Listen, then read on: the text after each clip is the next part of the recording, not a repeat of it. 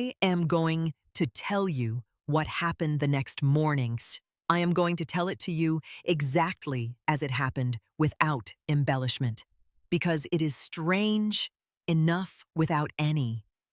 I came downstairs at 7 and found wet footprints on the lighthouse steps. Not rain, not condensation.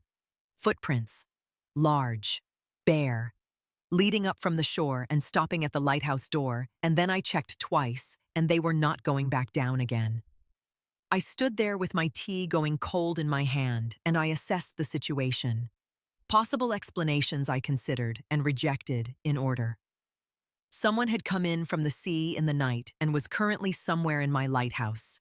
Checked every room. Nobody there. The footprints had been there before I arrived, and I hadn't noticed them. They were wet. Fresh wet. Not possible. I was still asleep. Genuinely considered this. Pinched myself. Not asleep. I followed them down to the shore. The beach at the bottom of the cliff path is a narrow crescent of dark sand and smooth stone, and the kind of silence that exists at the edge of the world where the land runs out and has nothing left to say. He was standing, with his back to me, looking out at the horizon, tall, dark-haired, utterly still in the way of something that has been standing in one place for a very long time and is in no particular hurry to stop. He turned when he heard me on the stones. His eyes were the color of deep water. Not blue, not green. The color that water is when it is very deep and very old, and the light only reaches it in certain ways at certain times of day.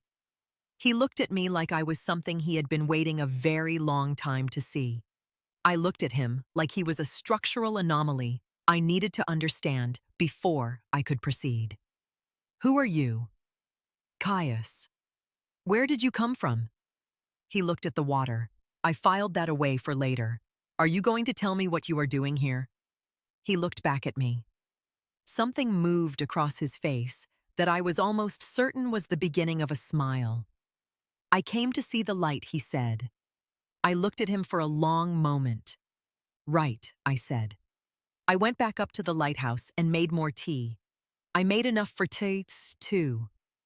I don't know why. He was sitting on the steps when I got back. I handed him a mug without saying anything. He took it without saying anything. We sat together in the morning light and looked at the sea, and I tried very hard to think of a reasonable structural explanation for all of it. I am still working on that.